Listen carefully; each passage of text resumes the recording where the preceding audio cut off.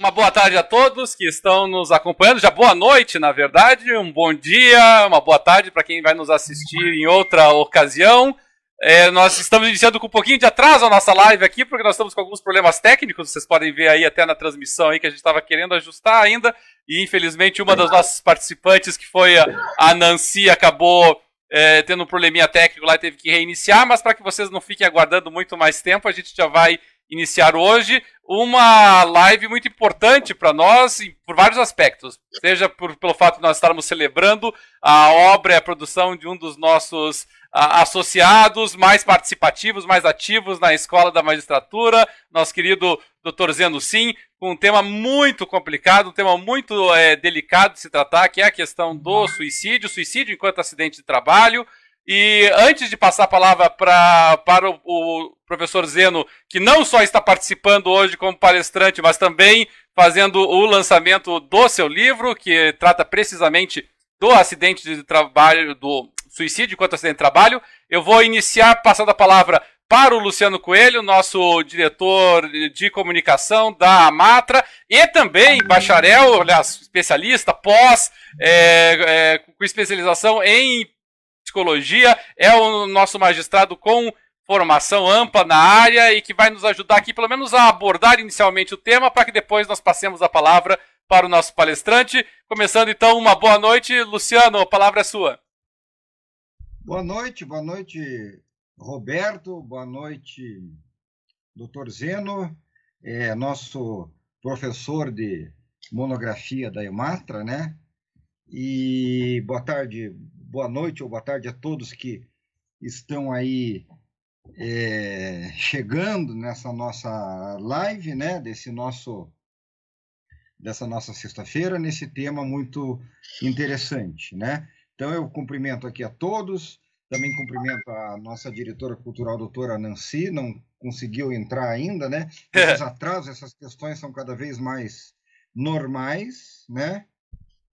E eu acredito que a gente consiga fazer uma boa orientação aqui, uma boa live, esperando aí o pessoal entrar. Então, boa tarde a todos. Bom, o tema é um tema complexo, é um tema, inclusive, delicado, né? O suicídio, como fala Andrew Solomon, que é um jornalista e especialista no tema, né? Tem um livro maravilhoso chamado O Demônio do Meio-Dia, tem um livro sobre suicídio também. Ele fala que o suicídio é um crime de solidão, né? A Karina Fukumitsu, também sugiro os vídeos dela, tem muito vídeo para assistir dela na internet. Ela é gestalterapeuta, especialista nesse tema. Ela fala que o suicídio é um gesto de comunicação e, ao mesmo tempo, uma falta de comunicação, é um gesto de recusa, né? Em um trabalho, também está disponível na Revista de Abordagem Gestáltica, de 2013, dezembro de 2013, a Karina Fukumitsu e a Karin Scavassani falam que o suicídio é um duelo entre o assassino e o assassinado, que se encontram no ato da morte, né? E se perguntam qual é o significado desse ato, qual é o significado do ato de se matar, né? O suicídio nunca vai ter todas as explicações, nós nunca teremos todas as respostas, e ela chega a falar em vastidão de incertezas, né? O suicídio é uma vastidão de incertezas e é um fenômeno multicausal. Que tem fatores psicológicos, que tem fatores psiquiátricos, fatores econômicos, fatores religiosos, né? A Karina Fukumitsu, inclusive, criou a palavra processo de morrência. Ela fala que existe um processo nessa situação. E suicídio é um tabu, né? Um tema que desperta vários sentimentos na sociedade. Mesmo o tema do luto, o tema da morte na nossa sociedade moderna não é muito bem esclarecido, ou não é muito aberto, como nos fala Elizabeth Kubler-Ross, né? A Elizabeth Kubler-Ross tem um livro chamado Sobre a Morte e o Morrer, em que ela mostra que nós morremos escondidos, né? Nos hospitais, não se anuncia, não se fala, temos muita dificuldade de falar disso com as crianças. Também é um tabu e quanto mais a auto, né? Quando a pessoa se autoimpõe a morte, né? Quando esse suicídio é de pessoas famosas, então ele marca profundamente a nossa sociedade, né? Quem não lembra agora, não tem a ideia de pessoas famosas, né? Artistas, grandes astros que se suicidaram, né? E isso toca muito na nossa sociedade porque supostamente essas pessoas têm tudo que, em tese, seriam fatores de felicidade, né? Como que alguém famoso e que tem, entre aspas, fama, dinheiro, né, aparentemente aceito por todos, pode se tirar a própria vida, né? Então isso é absolutamente pontual e uma questão que toca, né, na questão social. A gente sabe aí das causas do suicídio, a gente sabe que a depressão grave é um fator que pode levar ao suicídio. O excesso, o abuso do álcool, o álcool é um depressor, né? Com relação a traços de personalidade, a gente sabe que pessoas muito exigentes consigo mesmas podem estar mais predispostas, que tem alguns fatores genéticos envolvidos na depressão, né? O próprio Andrew Solomon, que eu citei no início, ele fala que existe uma vulnerabilidade biológica junto com um gatilho ambiental. E o trabalho? O trabalho pode ser esse gatilho, né? A gente sabe que as doenças mentais são a terceira causa de maior afastamento, né, no trabalho. A gente sabe também que produtos químicos, como, por exemplo, os hidrocarbonetos, né, eles ensejam aí um nexo técnico, podem ensejar uma predisposição ao suicídio. Também o impacto de alguns eventos na nossa vida. Vejam, o impacto de um estresse muito alto, uma violência sofrida, né?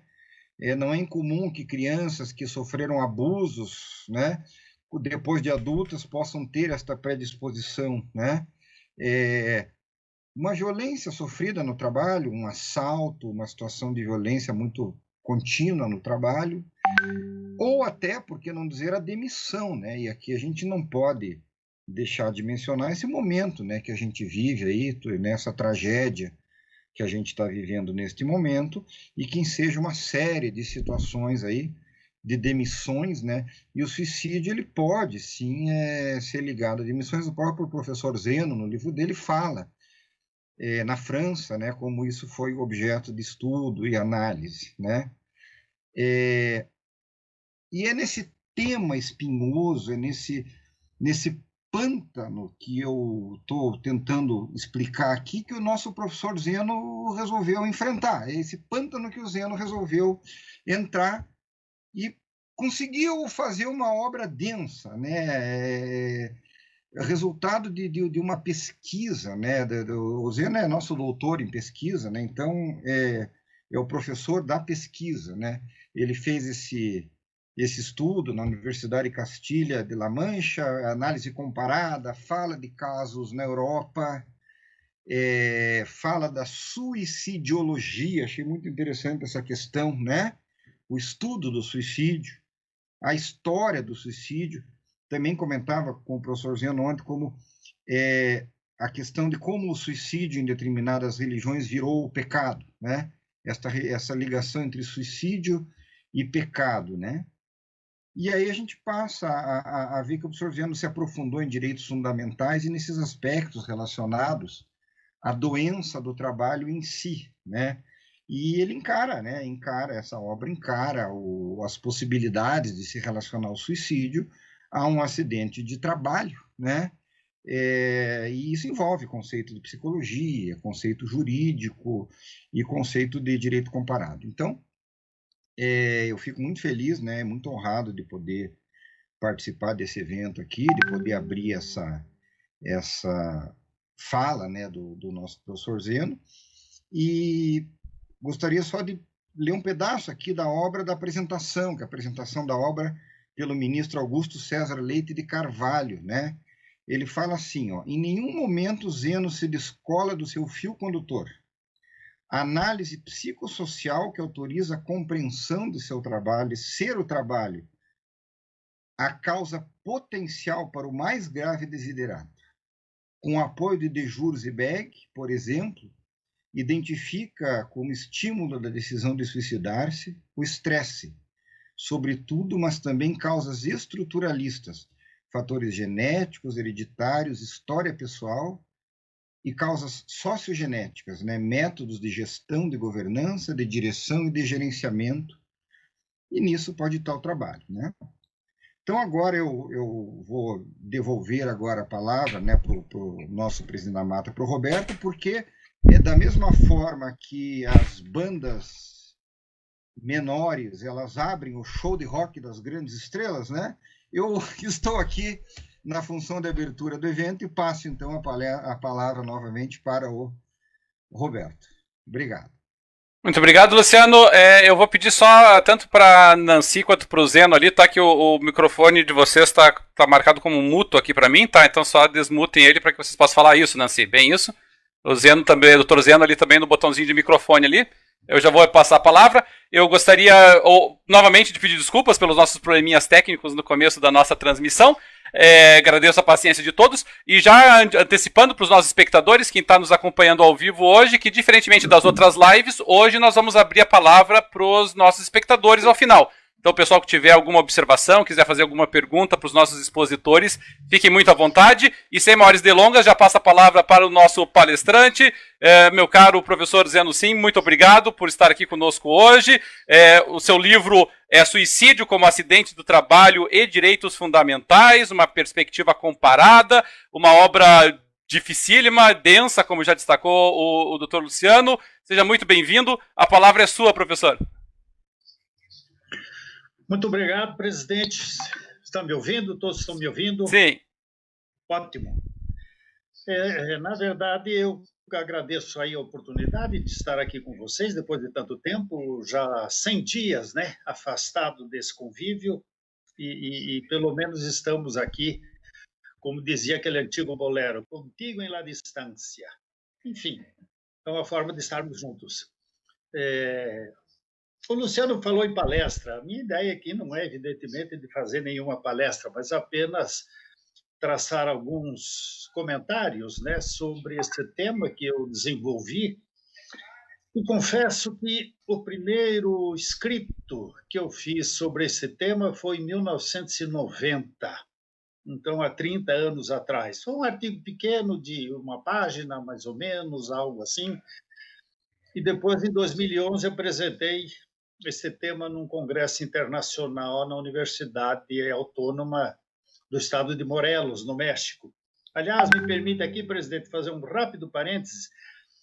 Esse congresso internacional lá teve duas apresentações assim um pouco fora do usual. Primeiro foi essa minha, sobre caracterizar o suicídio como acidente do trabalho, e a outra foi do professor espanhol, Juan Pedro Montoya, que ele falou sobre a caracterização da relação de emprego nos reality shows. Ele conseguiu uma cópia do contrato que se faz entre o participante do tipo BBB e a emissora e constatou que havia uma subordinação muito grande, além de remuneração. E por aí ele concluiu pela existência de relação de emprego. Fechando parênteses. Realmente falar de suicídio é meio complicado, como disse Luciano, é um tabu ainda na sociedade. E até aqui no Brasil, os órgãos de imprensa têm uma regra não escrita de evitar noticiar a ocorrência de suicídios, exatamente com a intenção de não disseminar a ideia. Mas, independente disso, os suicídios estão ocorrendo no mundo todo, em grande número nos Estados Unidos, na Europa, aqui no Brasil também. A Organização Mundial da Saúde diz que a cada 40 segundos uma pessoa tira a vida no mundo. Então é complicado e o fato de ser um tabu, e as próprias famílias às vezes escondem, mascaram esse fato, acaba levando que se estuda pouco a respeito. Então, a pesquisa a esse respeito não foi muito fácil, né? E quando se fala aqui em suicídio e morte, se fala em vida, e vida com dignidade. Se fala que todos têm direito à vida, e a uma vida digna. Mas, às vezes, se questiona também: viver é um direito, mas é também um dever? É também uma obrigação? Há um dever de viver? Se há um direito a uma vida digna, haveria também o direito a uma morte digna? E aí vem as questões todas de ortotanásia, de eutanásia e etc., né? Que levou, por exemplo, a Suíça a admitir como legal a assistência ao suicídio piedoso, o que acabou provocando até um turismo suicida em direção à Suíça por conta disso.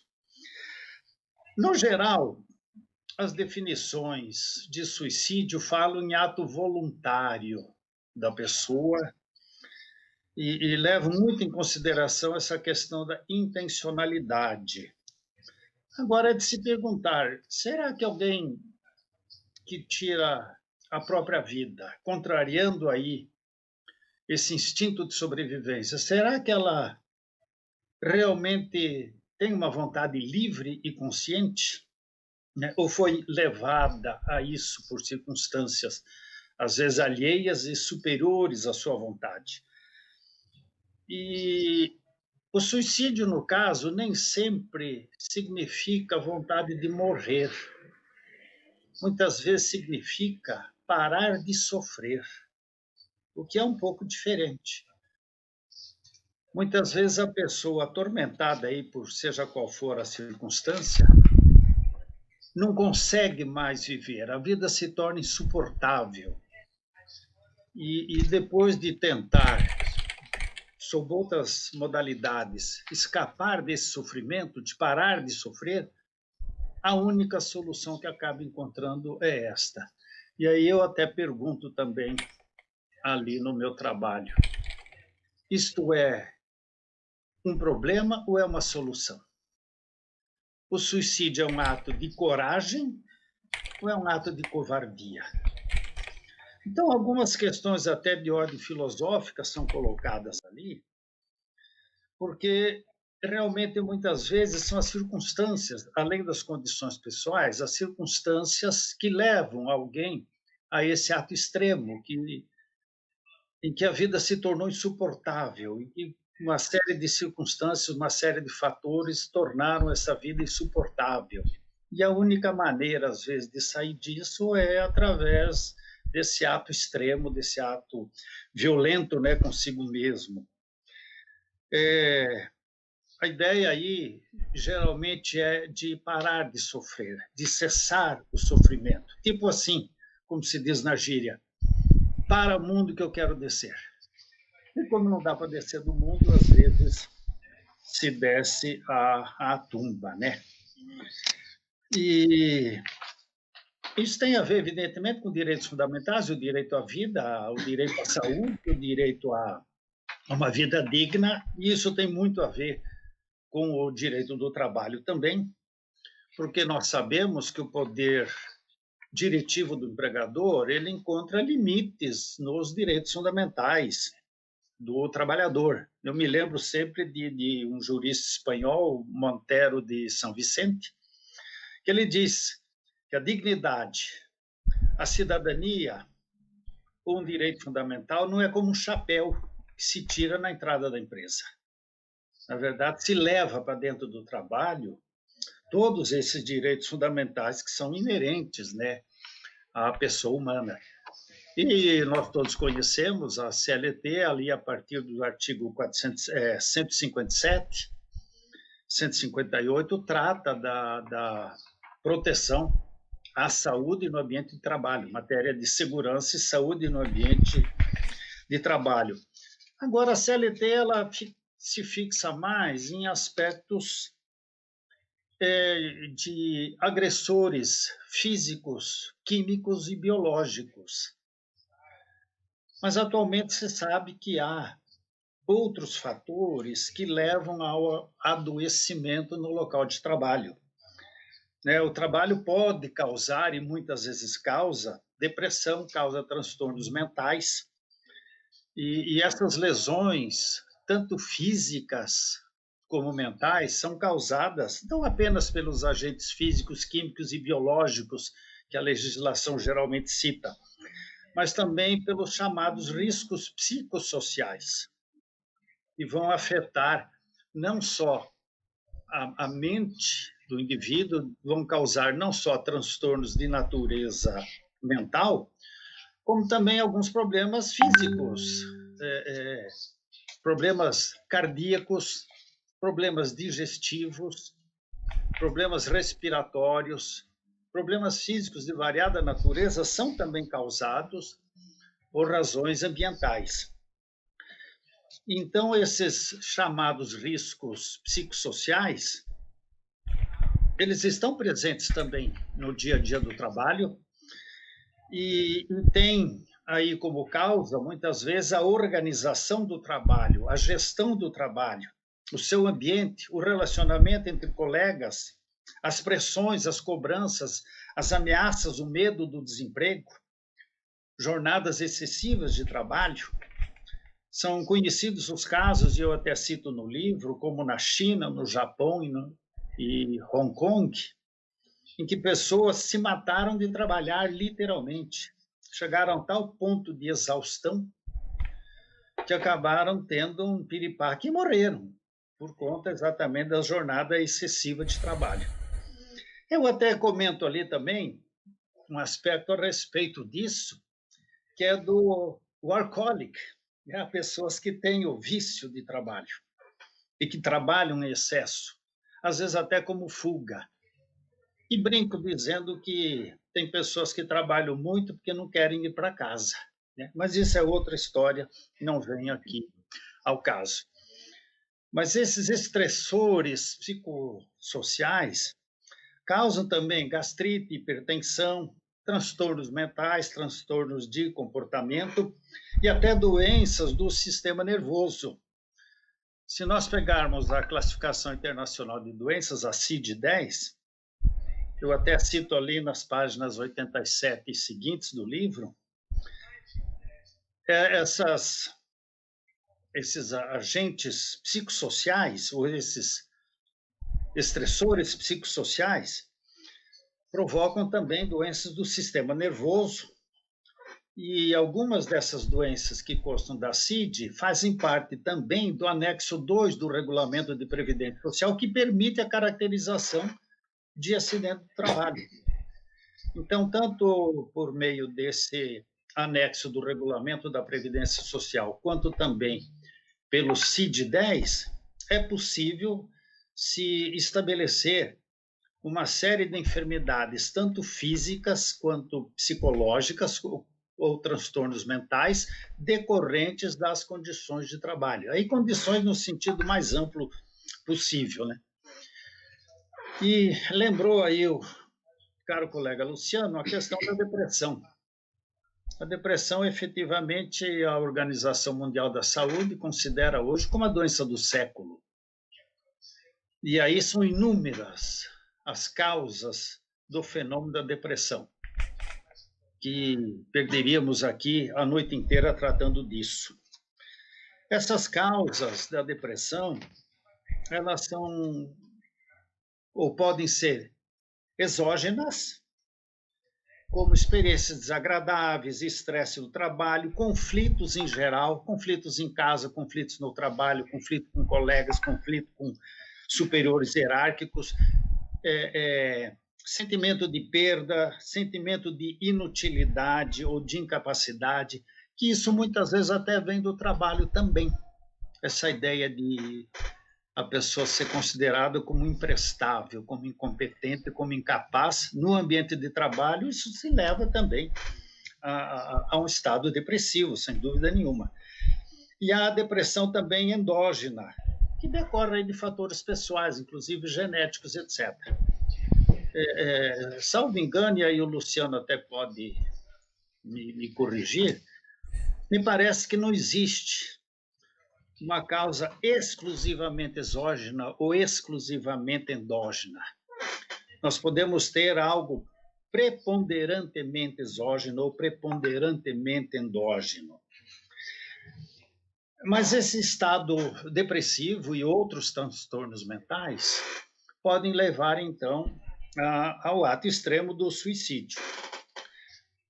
E aí, quando se depara com a morte de alguém, primeiro é preciso se estabelecer se essa morte foi por causa natural ou foi por causa violenta, que são os dois critérios que a medicina legal usa.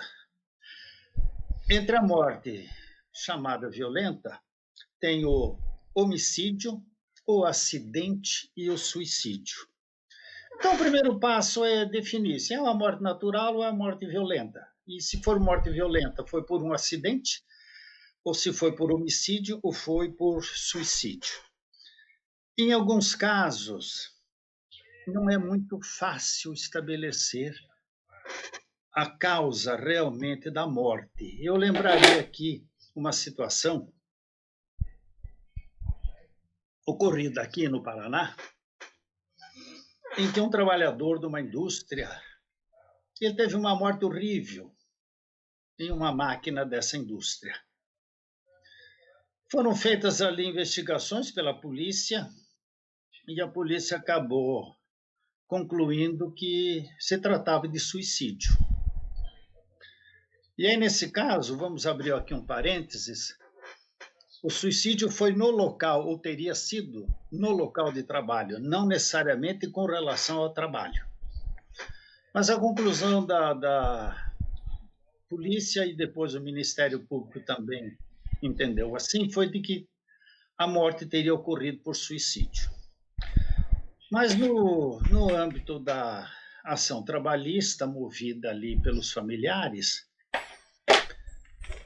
em primeira instância se reconheceu o fato do suicídio. O tribunal, no entanto, reformou a decisão e entendeu que a morte fora acidental por negligência da empresa, por falta de segurança no trabalho, e condenou a empresa aí a pagar uma indenização à família do empregado falecido.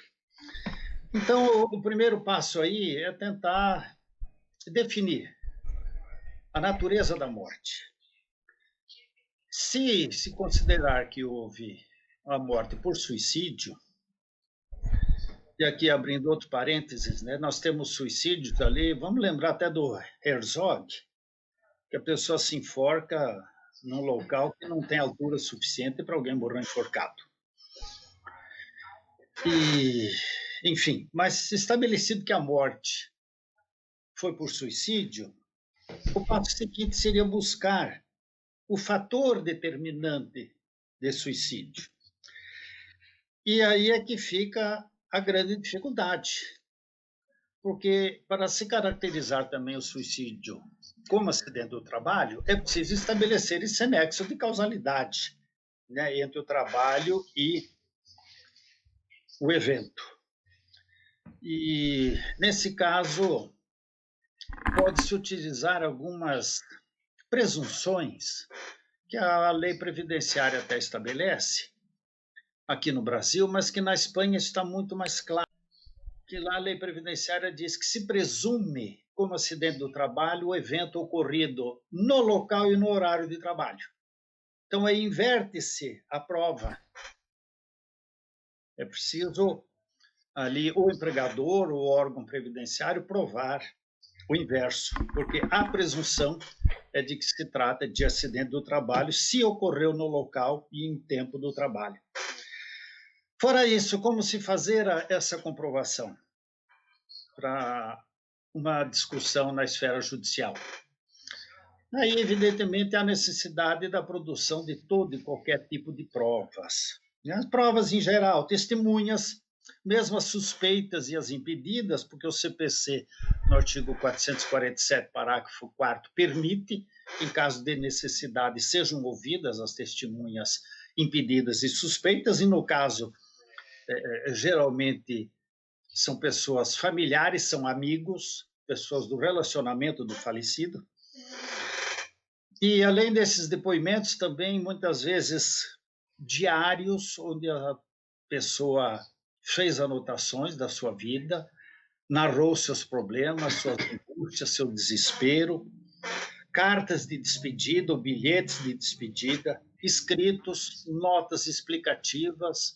Há muitos casos, isso se verificou na Europa, em que a pessoa deixou um bilhete dizendo claramente que não suportava mais o trabalho, que 36 meses de trabalho já teriam acabado com a pessoa.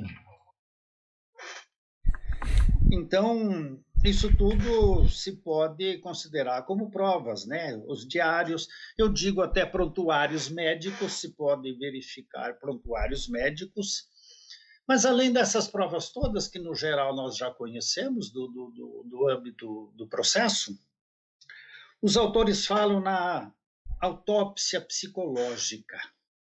Eu cito isso ali no livro, a partir da página 53, que nos Estados Unidos se começou a fazer isso. Há um autor argentino que chegou a criar um modelo de autópsia psicológica, que é, como o próprio nome diz, uma tentativa de reconstruir a vida do falecido. Verificar junto a colegas de trabalho, colegas de escola, colegas de religião, familiares, amigos, vizinhos, etc., procurar, através de entrevistas com essas pessoas, apurar o estilo de vida do suicida, a sua personalidade, seu estado de estresse mais recente, se tinha alguma enfermidade mental, se tinha ideação suicida, qual o seu estado depressivo, e se havia atos preparatórios, né? Às vezes a pessoa já começa a se preparar previamente. Nem sempre o suicídio é um ato impulsivo. Às vezes ele é precedido de prática de atos preparatórios. Se busca avaliar também queixas, reclamações, saber se o indivíduo fazia projeções para o futuro ou não, e se essas projeções eram pessimistas ou não. O estado de solidão, a sensação, às vezes, de estar acabado, de sensação de incapacidade, de incompetência, que muitas vezes vem também do trabalho. Tudo isso são aspectos que essa autópsia psicológica pode levantar e pode, a partir daí, tirar uma conclusão, se não definitiva ou com absoluta certeza 100%, mas pelo menos com fortes indícios de que teria havido realmente o suicídio. Essa autópsia psicológica, como eu disse, é mais comum nos Estados Unidos, mas há também registros disso, até onde eu encontrei, na Argentina e na Colômbia.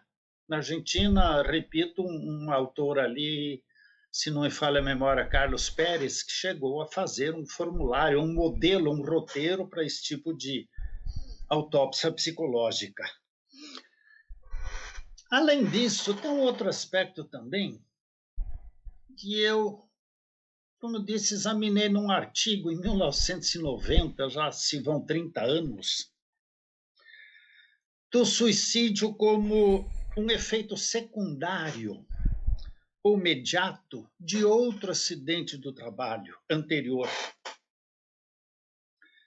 E ali eu lembrava da situação de alguém que, em razão de um acidente do trabalho, sofreu a perda de uma função ou a redução de uma função, ou uma mutilação, algo tão sério que o colocou num estado depressivo, de inconformismo, de revolta insuportável. E por conta disso chegou ao suicídio. Poderia dizer aí que se trata de um estresse pós-traumático. Na época, eu também citei o caso de um empregado que acidentalmente contraísse a AIDS no ambiente de trabalho. Isso, para quem é da minha idade, do meu tempo, lembra que a AIDS era um terror como a Covid-19 é hoje.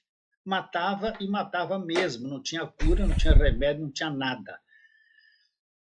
Então, a pessoa que acidentalmente no trabalho contraía a AIDS, diante da morte iminente, do sofrimento iminente físico e mental que essa doença trazia, a rejeição social, a solidão, a repulsa social, essa pessoa acabava pondo fim à vida.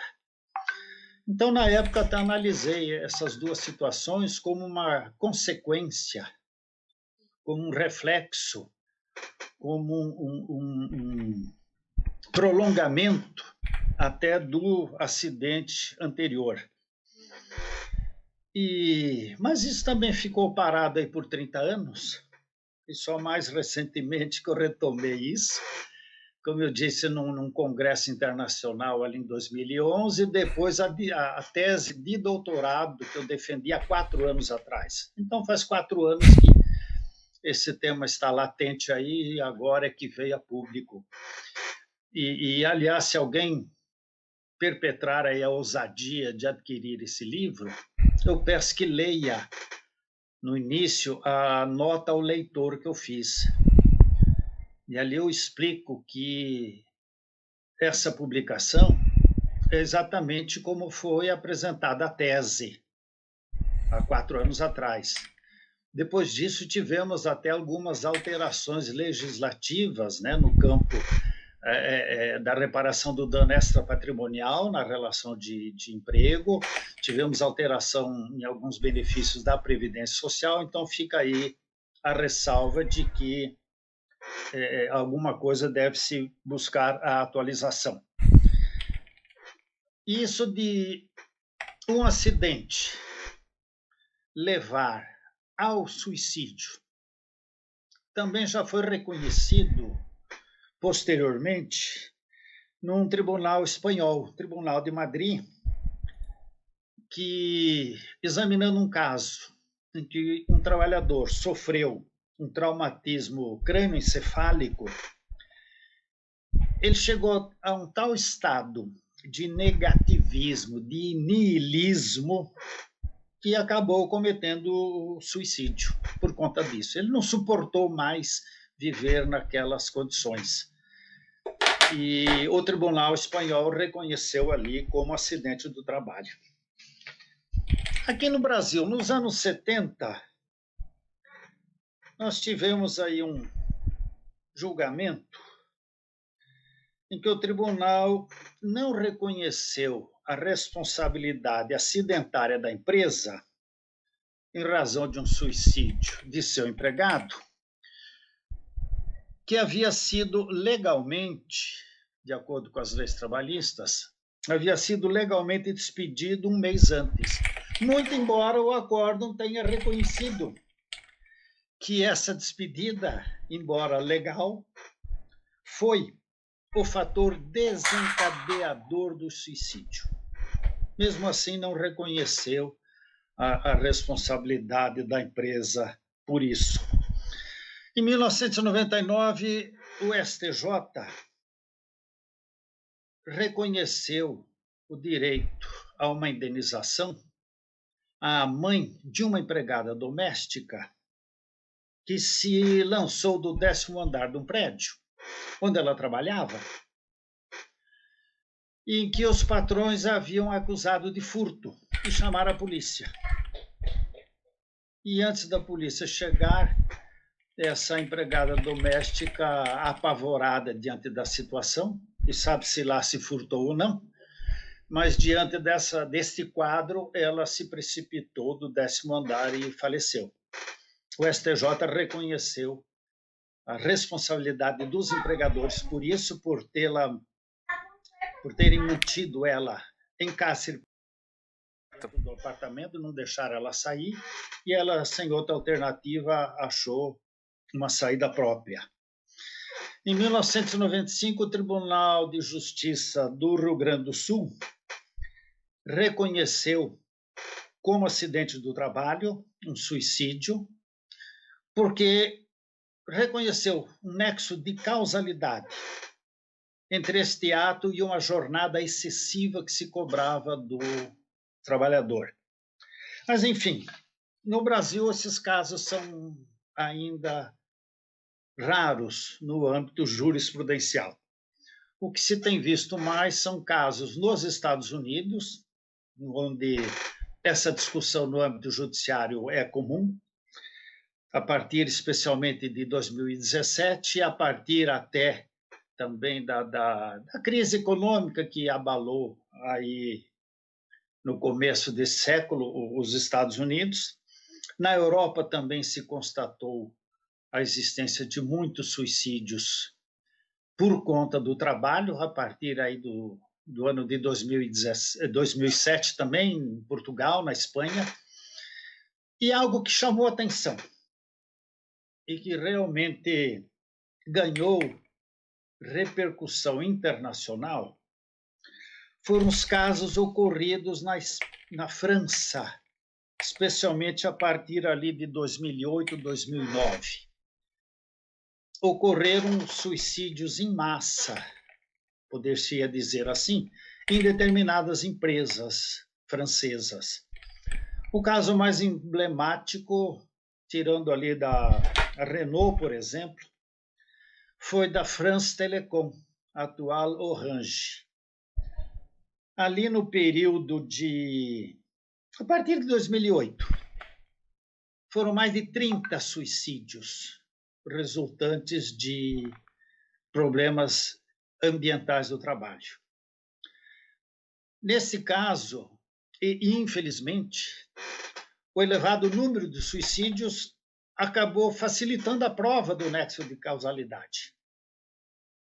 Porque, em princípio, não é muito plausível que 30, 35, 32 ou 30 e tantos empregados de uma empresa se suicidem gratuitamente. Então, se buscou ali, se achou a causa comum e muitos deixaram isto claro.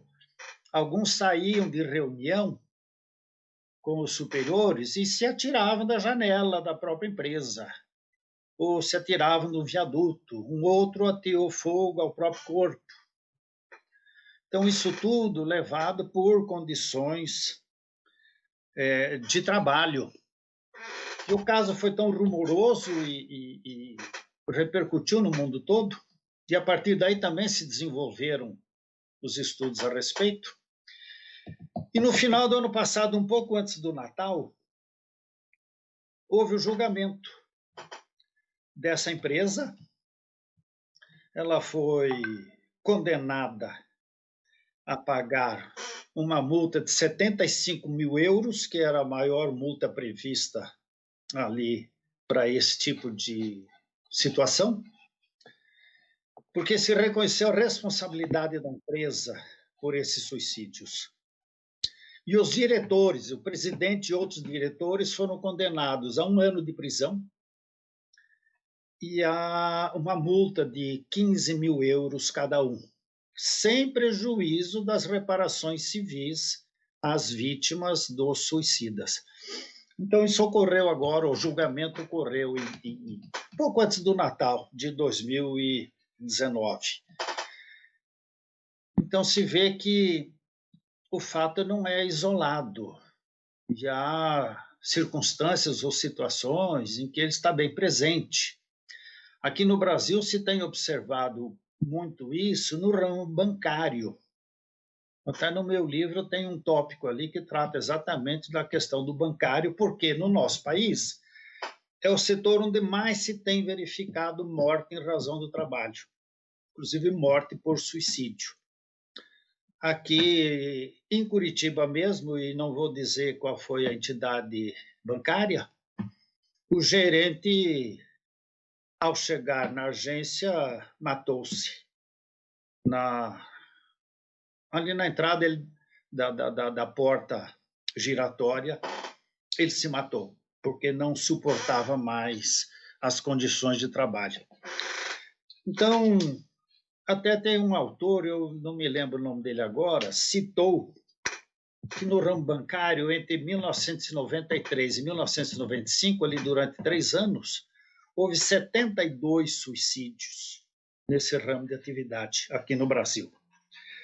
Então, é algo complicado. Realmente, há formas de trabalho, formas de organização do trabalho que levam, né, a esse estado de transtorno mental que acaba levando a pessoa a tirar a sua própria vida.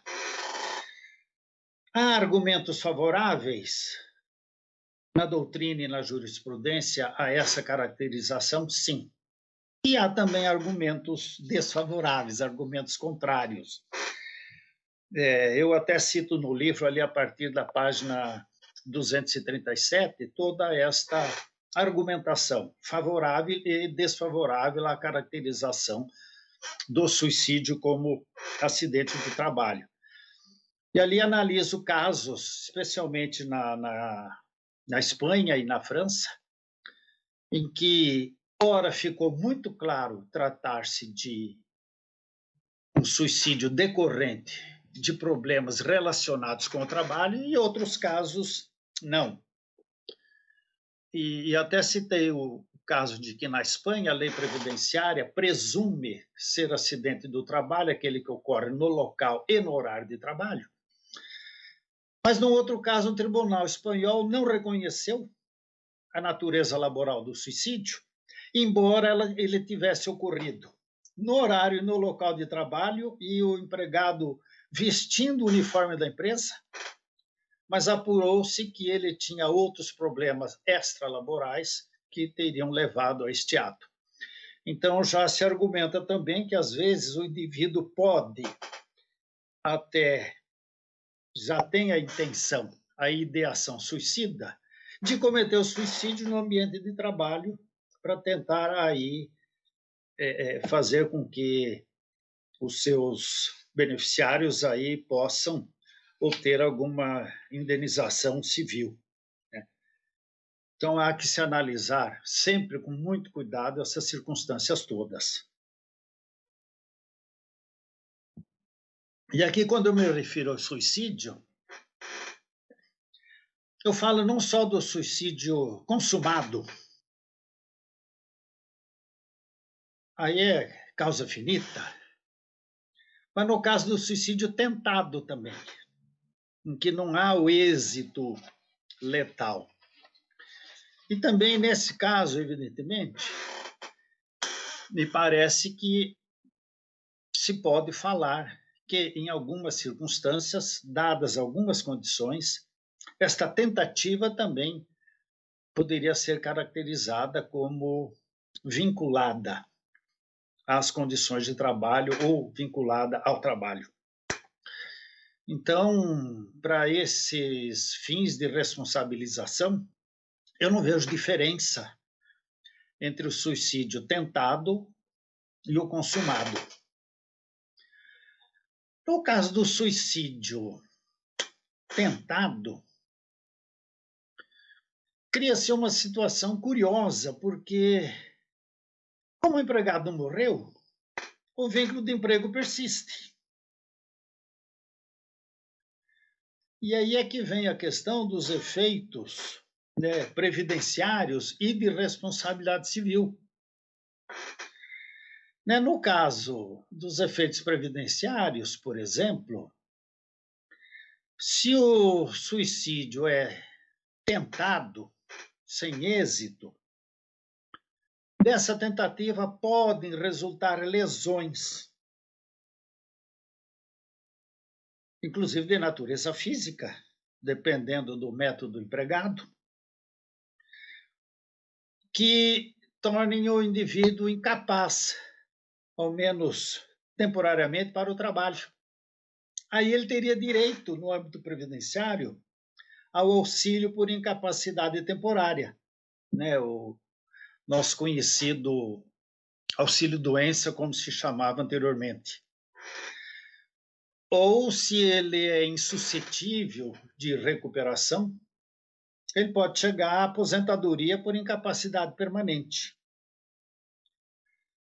E isto tem uma diferença que não havia até recentemente.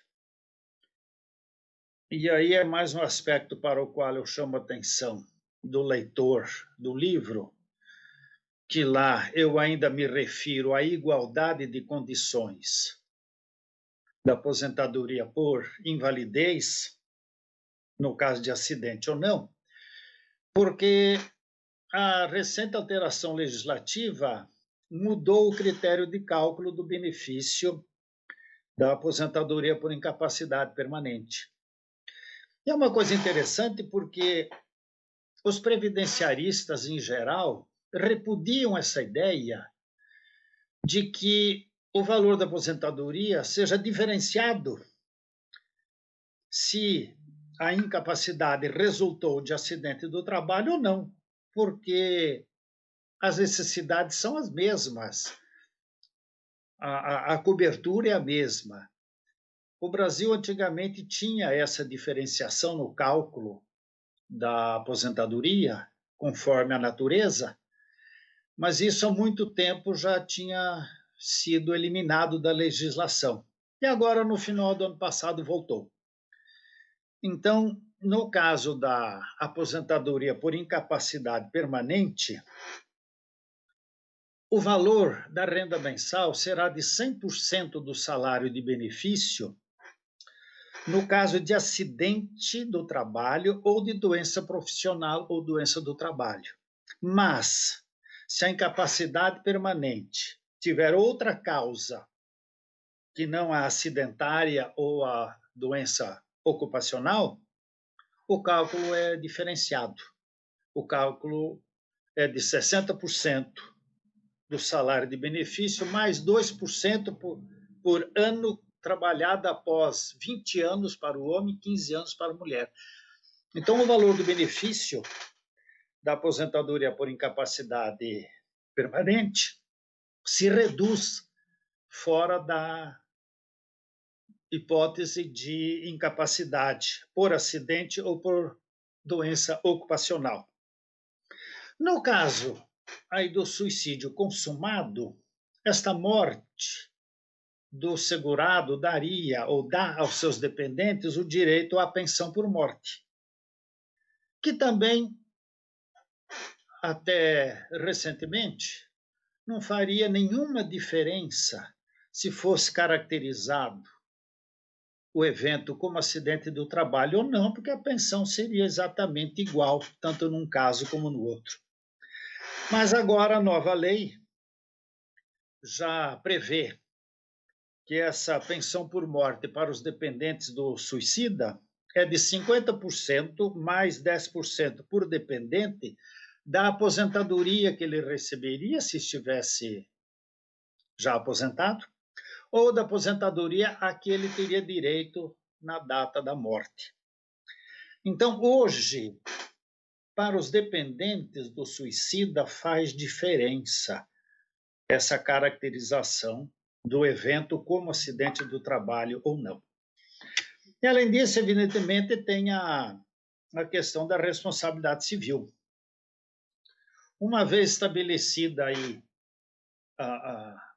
o nexo de causalidade, seja como fator único ou preponderante, seja como concausa, estabelecido esse nexo de causalidade entre o trabalho, entre as suas condições de trabalho, a forma de organização do trabalho, o clima de trabalho, o ambiente, etc., estabelecido esse nexo de causalidade entre a atividade laborativa e o suicídio, tem cabimento, evidentemente, as indenizações, as reparações civis de toda a natureza, que vocês conhecem melhor do que eu, as indenizações por danos em geral, né?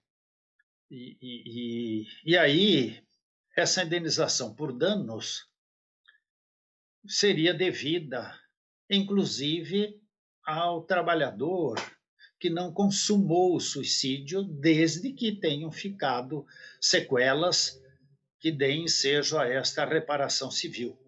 Então, aí entram as indenizações em geral, as várias nomenclaturas, as várias classificações aí que a doutrina aponta, indenização por dano físico, por dano moral, dano psíquico, perda de uma chance, dano anímico, dano patrimonial, extrapatrimonial, existencial, dano ao projeto de vida, dano à vida de relação, lucro cessante, dano emergente, perda de uma chance, etc, etc, etc.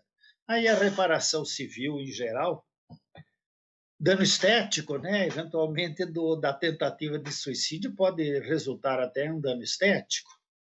Então, aí são todas as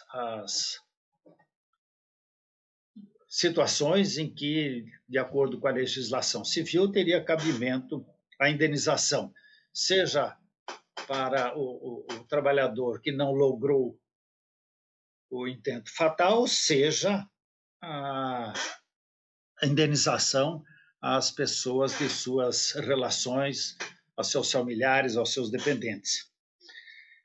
E lembrando ainda, e eu também fiz essa ressalva lá na nota ao leitor no início do livro, e que no âmbito trabalhista hoje essa indenização por dano patrimonial segue um critério de cálculo próprio, né, que é o do artigo 223G da CLT, que já estabelece o salário do empregado como base de cálculo para indenização, embora saibamos todos, esse dispositivo está sob exame do Supremo Tribunal Federal em pelo menos 3 ações de inconstitucionalidade. E eu concluiria dizendo que essa questão da morte por suicídio e a reparação dos danos daí decorrentes, ela vem, digamos assim, progredindo na doutrina e também na jurisprudência pelas decisões ali que eu coletei, mas também no âmbito legislativo. Até o STJ e o próprio Supremo Tribunal Federal, há algum tempo atrás, entendia que era indevida a indenização em caso de suicídio nos seguros de vida feitos junto às companhias seguradoras. Mas o Código Civil atual, ali no artigo 798, ele já estabeleceu um critério temporal.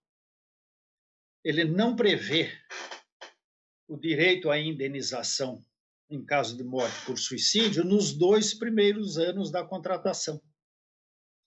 Exatamente para evitar aí caracterizar uma tentativa de fraude, de alguém fazer um seguro de vida elevado e em pouco tempo depois tirar a própria vida. Então, o próprio Código Civil hoje já admite que é devida a indenização, ainda que a morte seja por suicídio, passados os 2 primeiros anos de vigência do contrato.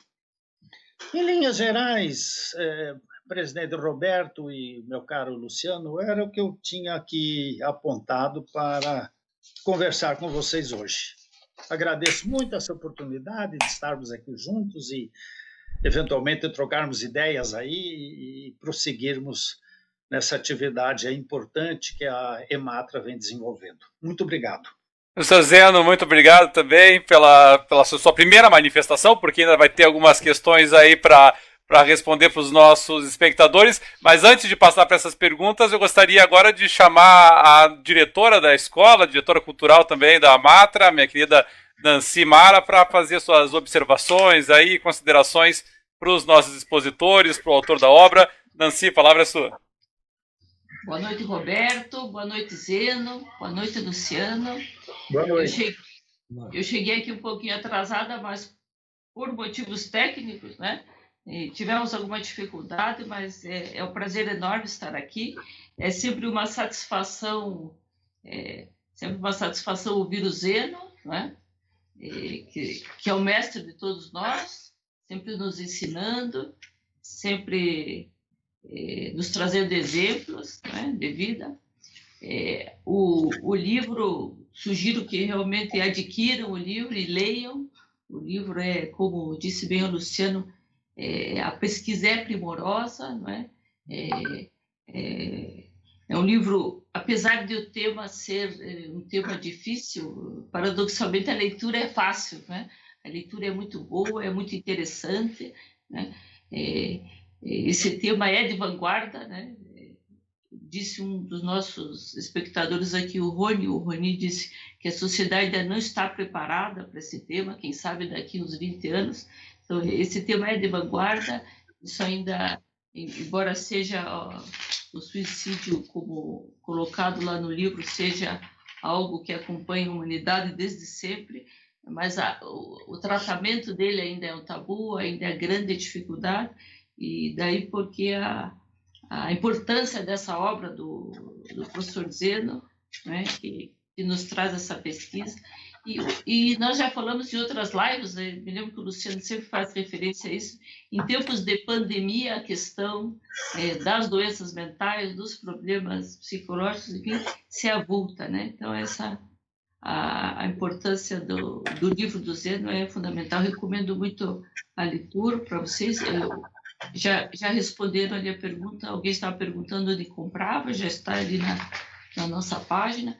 Então, a satisfação de estar aqui e, se me é possível, parabenizar o Zeno por esta obra. É muito boa, realmente, e espero que quem a adquira frua da leitura. Vamos fazer aqui umas perguntas, então, para o nosso professor Zeno, né? Alguém pergunta se no Brasil tem jurisprudência. Eu acho que você já... Posso tratar de você, né, Zé? Acho que alguém já falou... Acho que você já fez referência a alguns casos ali da jurisprudência, né? Mas gostaria de responder ali para o Alencar, que é um advogado que está nos assistindo. Teria alguma coisa assim, um pouco... para tratar se há alguma jurisprudência, alguma dificuldade... Pois é, tem esses casos que eu citei há pouco, que estão registrados no livro, inclusive com o número do processo, a origem, relator, data, etc., com todas as fontes de referência. Mas eu cito ali um caso do Rio de Janeiro, outro caso do Rio Grande do Sul, do Ceará, né, e manifestações também duas do CNJ. Então, como eu disse, já há algum pronunciamento, ora num sentido, ora no outro, mas os mais recentes já reconhecendo uma responsabilidade do empregador nesses casos, mas ainda de forma bastante tímida, muito diferente do que a gente vê em outros países, nos Estados Unidos e especialmente na Europa, né? Como citei, em Portugal há diversos casos e na Espanha há uma vasta literatura e jurisprudência a respeito. Eu cito esses casos também ocorridos na Espanha, cito lá o número do processo, os tribunais, a fonte de referência, tudo. Na Espanha há bastante casos também. E esse da França, né, que foi bem emblemático. No Brasil, repito, ainda é muito incipiente. Mas os casos que eu, pelo menos, localizei, e pesquisa é uma coisa, como diz minha amiga Sandra Ressel, colega de bancas e de pesquisas, pesquisa é uma coisa que não acaba, não termina, a gente para. E foi mais ou menos o que eu fiz também, porque eu tinha prazo para entregar a tese lá na universidade e eu tive que parar com a pesquisa. Nancy? Então é isso. Sim. Eu queria lembrar aqui, puxando a sardinha para a nossa brasa, que nós temos um acórdão emendado aqui no Paraná do desembargador Ricardo Tadeu Marques da Fonseca. Inclusive, tem se colocar no Google hidrocarboneto, suicídio, em que ele faz uma referência, né, um caso em que o trabalhador trabalhava com hidrocarbonetos. E esse produto ele tem lá, ele gera, né, ele induz algum sentimento, alguma questão de depressão e tal. E tem uma ementa, tem um julgado aqui do Paraná sobre esse tema. Muito interessante, Luciano. Então, eu acho que a obra do professor Zeno vem nesse sentido aí, né? Certamente os advogados, quem trabalha no direito, já se deparou, talvez, com algum caso que pudesse ser caracterizado, né? Mas a falta aí de uma boa doutrina, de alguma jurisprudência, talvez tenha desestimulado, né, a propositura de uma ação nesse sentido. Então, a importância desta obra que pode, de alguma maneira, fundamentar isso, né? E essa jurisprudência nossa, aí, jurisprudência paranista, né? Então, é algo para quem se interessar fazer aí a pesquisa. E é justamente isso, professor Zedo, essa questão do nexo de causalidade, que era uma das minhas dúvidas, era uma das minhas perguntas. Um telespectador aqui nosso, de César, fala, né? Onde mais repousa a dificuldade do judiciário no reconhecimento do nexo de causalidade, no contexto, e por que as indenizações ainda são tímidas? Essa é a pergunta. Mas acho que poderia... a questão do nexo me parece que é uma grande dificuldade, né, no tema. Sim, é a grande dificuldade, e aí vai depender de prova, né? Como em tudo, Sim, todo processo vai depender de prova. E eu tenho por hábito sempre achar que prova nunca é demais. E procuro, nos meus processos, sempre sobrecarregar o juiz de provas, porque quanto mais prova, mais esperança de uma decisão favorável.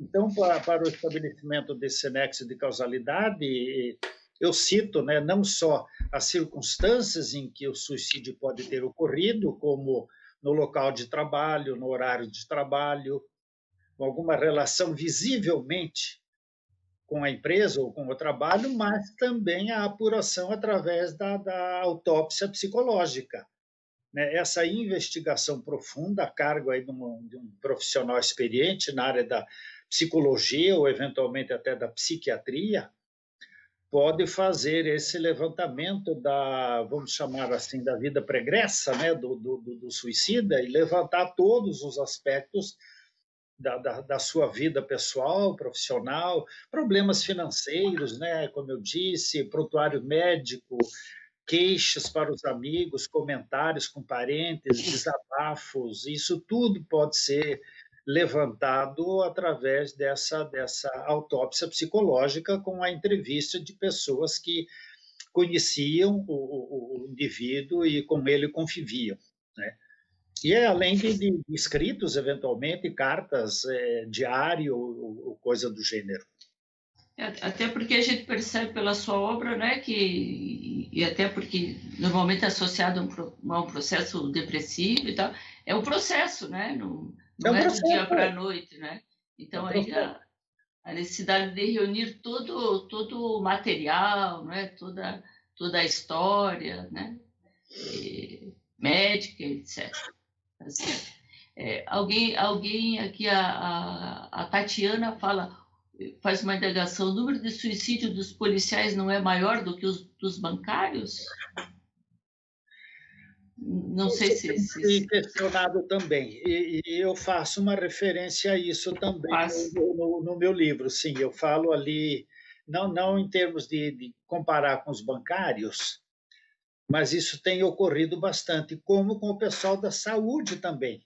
Sim. Né? Eu não sei se passada essa pandemia, não teremos aí uma endemia de pessoas ligadas à saúde, porque o burnout aí é flagrante. Quer dizer, quem trabalha, especialmente aí, né, nessas alas hospitalares ligadas à Covid-19, o estresse ali no trabalho é gritante. Quer dizer, uma das características do burnout é exatamente isso, é o sofrimento no trabalho, às vezes a impotência, sentir-se impotente para resolver o problema. Isso na área da saúde é muito comum, realmente é muito comum a pessoa sentir-se desgastada, acabada. Isso traz uma série de problemas para quem milita na área da saúde. Sim, então aí também há um grande número de mortes. Eu me referi mais aos bancários porque é onde também se acha mais literatura e estatística a respeito.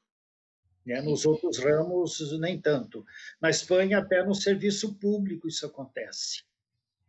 né? E Christophe Dejour, que já esteve 2 vezes aqui em Curitiba, fazendo até palestras ali sim. na Escola Judicial do nosso tribunal, a última vez que ele aqui esteve, ele se referiu a um aumento do número de suicídios de magistrados na França. Então, aí os colegas associados também que se cuidem, né? E essa pressão de CNJ e de cobrança de metas e resultados ainda vai deixar alguém meio doido. E nesse aspecto, Nancy, oi, alô? Oi. Eu só queria, como o Zeno brincou da questão do cuidado, o Zeno na palestra falou de ideação suicida. Né? Isso é uma questão que a gente tem que chamar atenção, porque não é aquela questão que você fala, eu vou, né? A pessoa não fala, ela não declara. É aquela pessoa que está para baixo, que ela te manda uma mensagem, às vezes de madrugada, que está muito triste, que está pensando, que está... sabe aquela pessoa que aquele movimento é muito sutil. E tem também a pessoa que faz aquele planejamento, né? Ela vai comprar uma arma, ou um dia ela brinca, eu vou me jogar daqui. Então, isso a gente tem que ficar bastante, as pessoas têm que ficar bastante atentos, sabe? Sempre deve se levar a sério, muito a sério, essa situação das pessoas que estão nesse estado de vulnerabilidade psicológica. Luciane, você me lembrou uma situação que eu até cito ali também no livro, de suicídios tentados como forma de chantagem. Também.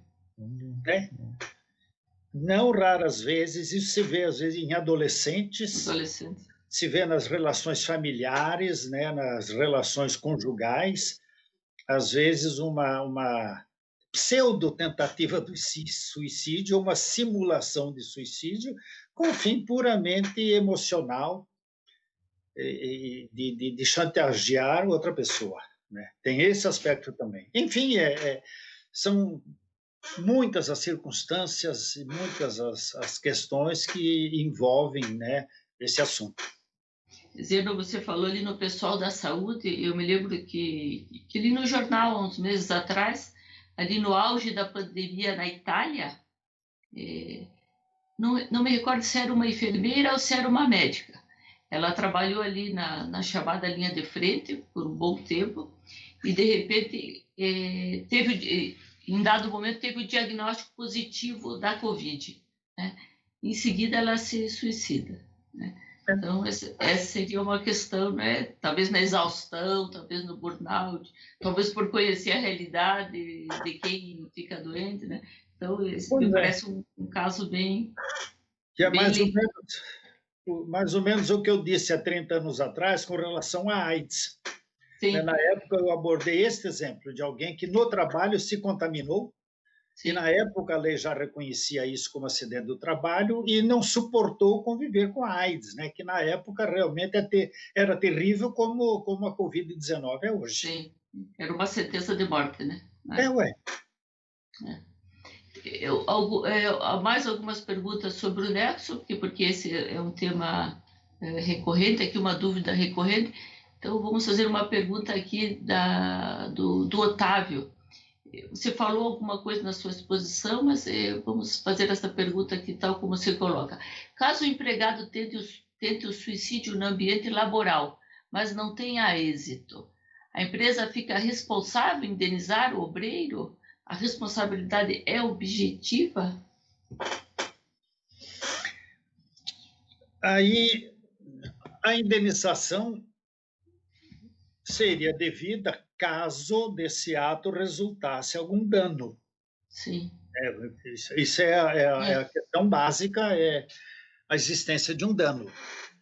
E, havendo o dano, se estabeleceu o nexo causal. Aí, na pergunta, aparentemente, esse nexo causal já estaria presumido, implícito aí.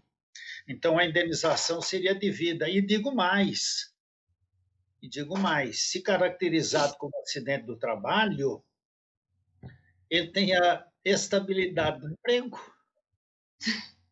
do artigo 118 da lei. Né? Então, caracterizado esse evento como acidente do trabalho, ainda tem essa figura da estabilidade no emprego, por 12 meses. É verdade. Mais essa questão, né? Mais essa questão. A Mariana, depois de, evidentemente, parabenizá-lo, faz uma pergunta, dizendo: de que forma a empresa pode colaborar para a não ocorrência de adoecimento psicológico dos trabalhadores? Gente, vai o mundo aí, né? Isso é difícil, porque a moderna organização da empresa meio que leva a isso. Aí eu teria algumas sugestões. Em primeiro lugar, observar todas as normas de medicina e segurança do trabalho. Segundo, ter um ambiente de trabalho saudável, né? Evitar situações de assédio, especialmente assédio psíquico, assédio moral. Tem uma lei, gente, esqueci o número dela agora, uma lei nossa que criou um programa de prevenção ao suicídio. Inclusive, a partir dali, criaram-se organismos como o CVV, né? E outros, há telefones que são colocados à disposição do pretenso suicídio. Mas como a empresa pode se prevenir? A Organização Mundial da Saúde tem várias regras sobre isso, inclusive para a prevenção do suicídio no ambiente de trabalho. Eu agora não saberia nominar essas normas da OMS, mas aí, se a colega ali tiver interesse, ela pode acessar o site. E no meu livro eu faço referência, cito ali algumas normas da Organização Mundial da Saúde que tratam exatamente da prevenção do suicídio no ambiente de trabalho. Então, eu acho que ali é um caminho seguro para ela localizar algumas normas, né? E de resto, veja, isso vem, como se diz aí, das modernas formas de organização do trabalho, ou talvez não tão modernas assim. Vejam que, e aí eu chamo o testemunho do Luciano, eu cito ali no histórico Emile Durkheim, que já analisava o suicídio sob o aspecto sociológico, e Karl Marx, né? Gostemos ou não de Marx, tenhamos ou não inclinações marxistas, ele, na época, já fez uma ligação entre o suicídio e a estrutura socioeconômica da sociedade burguesa capitalista, como ele dizia. Então, o fenômeno até não é tão recente assim. Mas as novas formas de organização do trabalho, essas reestruturações de empresas, têm levado a isso. Então, um programa de boas práticas dentro da empresa, um código de ética dentro da empresa, estabelecendo normas de comportamento que evitem a pressão, a cobrança excessiva, o assédio moral, o assédio sexual, tudo isso são formas de prevenir um ambiente de trabalho nocivo. E algumas empresas até possuem, as empresas de maior porte, um comitê onde o trabalhador que se sente ameaçado, vulnerado, ele pode ir lá e fazer tipo uma reclamação, levar essa questão para que esse comitê apure as condições de trabalho em que esse empregado se sente agredido psicologicamente.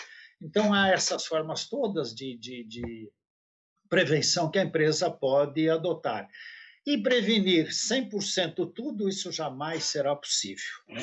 Até porque, neste caso especificamente do suicídio, como eu disse, há fatores endógenos, né? A própria genética do indivíduo, seu passado anterior, suicídios na família, isso tudo também pode contribuir. Então, nem sempre a culpa é exclusivamente do empregador.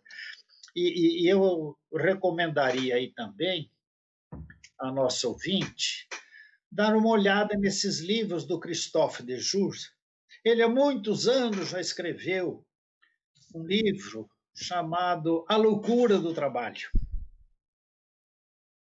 onde ele demonstra exatamente que as condições de trabalho podem levar à loucura.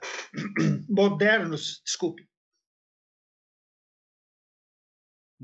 livros na área de administração de empresas trazem também excelentes subsídios para isso. E o Christophe Dejour com a Florence Begg escreveram um livro, o título é mais ou menos assim, Suicídio no Trabalho, o que fazer? Então, ali também eles tratam bem desse tema e traçam, né, algumas regras, algumas orientações no sentido de se preservar a sanidade mental no ambiente de trabalho. E ainda tem mais o seguinte,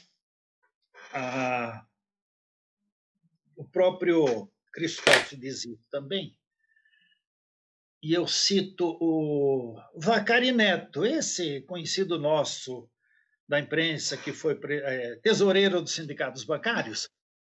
Ele escreveu uma coisa muito interessante.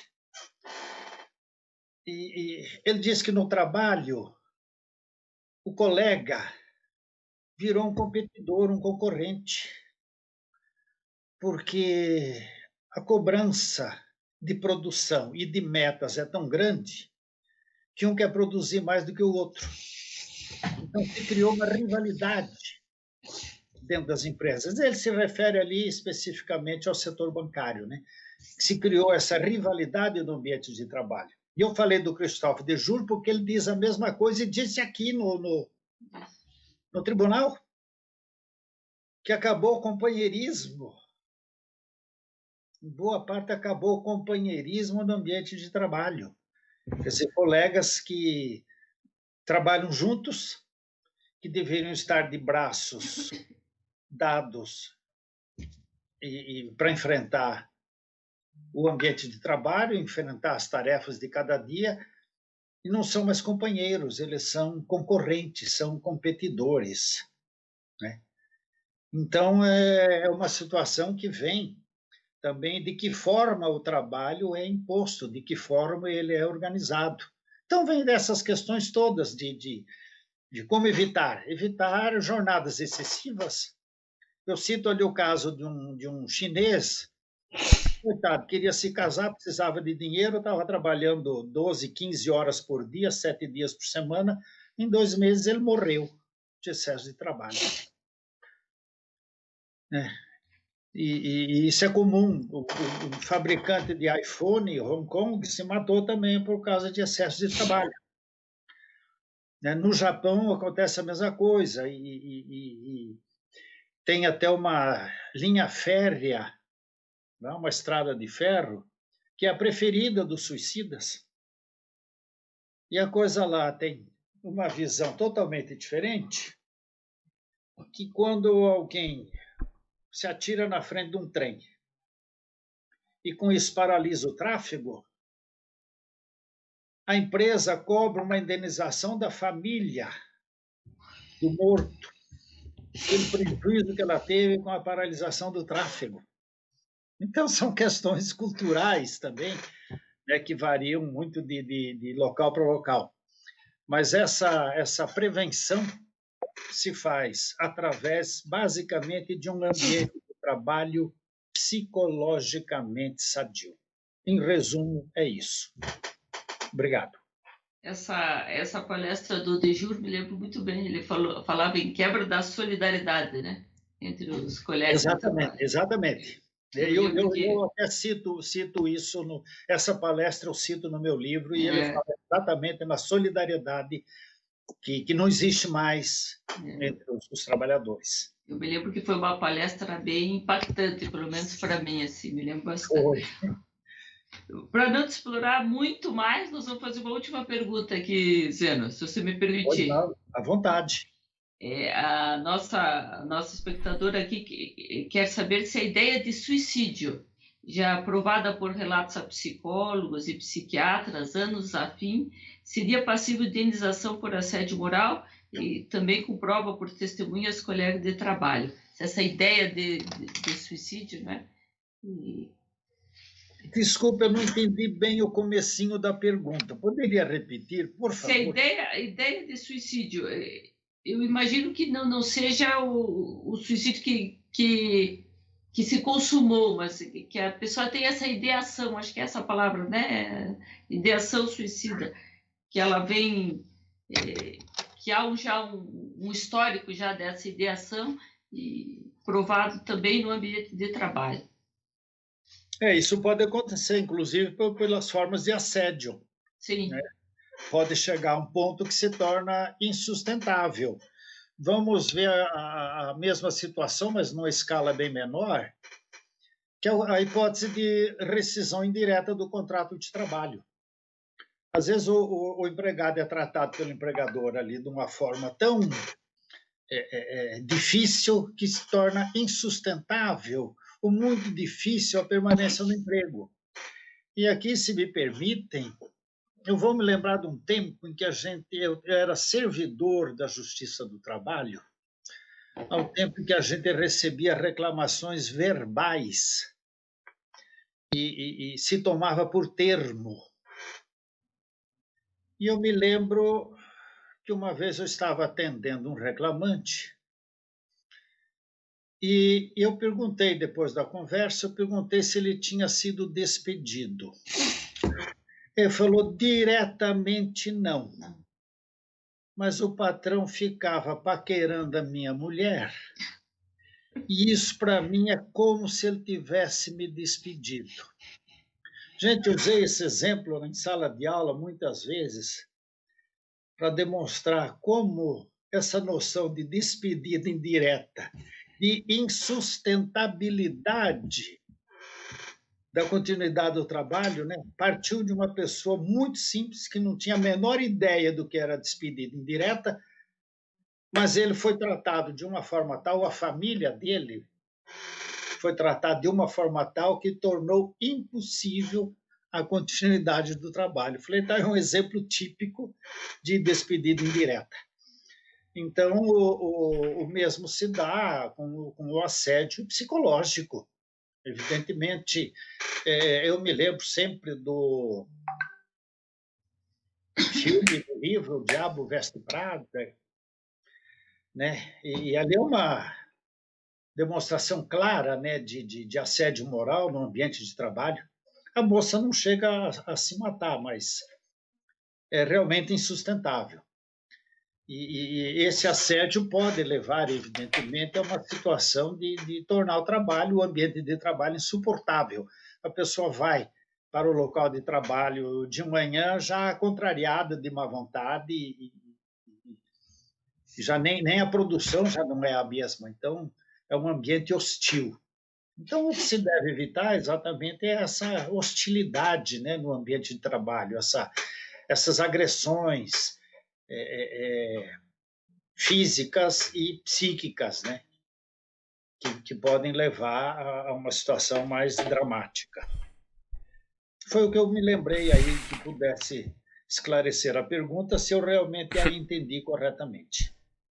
Obrigada, Zeno. Obrigada pelo privilégio aqui de poder fazer este bate-papo com você, com o Luciano, com o Roberto. E agora vou passar a palavra aqui para o nosso mestre de cerimônias. Com você, Roberto. Eu agradeço a todos pela participação, meu querido amigo Luciano Coelho, professor Zeno, Nancy. Houve outras perguntas que foram encaminhadas também, mas infelizmente chega uma hora que nós precisamos, que nem como a pesquisa, que a gente nunca termina, mas tem que parar, né? Aqui também nós temos que parar, mas sabendo que é um tema muito instigante, a gente costuma dizer que toda a palestra, todo evento que a gente participa, nós sempre saímos mais enriquecidos daquilo que a gente participou. Mas tem alguns eventos que são mais enriquecedores ainda, até mesmo pela novidade do tema. Porque o suicídio, obviamente, não é novo. A obra do suicídio do Durkheim, que ele fala sobre a anomia, que ele vai tratar de conceitos que foram pilares da própria sociologia, não são de hoje. Mas a forma como nós tratamos, como nós lidamos, como nós abordamos, como nós conhecemos judicialmente, ela é ainda muito recente e ainda está em construção, e a obra do professor Zeno se soma a essa construção que ainda é muito incipiente no nosso direito, então ela é decisiva e muito importante nesse sentido. Eu gostaria de agradecer a todos que nos privilegiaram, que nos assistiram, que acompanharam a nossa live ao vivo, que encaminharam suas perguntas, seus elogios, suas observações. Para nós isso é sempre muito importante. Mas, infelizmente, nós vamos ficando por aqui hoje. Vamos desejando uma boa noite a todos que nos acompanharam agora. Um último agradecimento a todos os que participaram aqui conosco também. E até a próxima.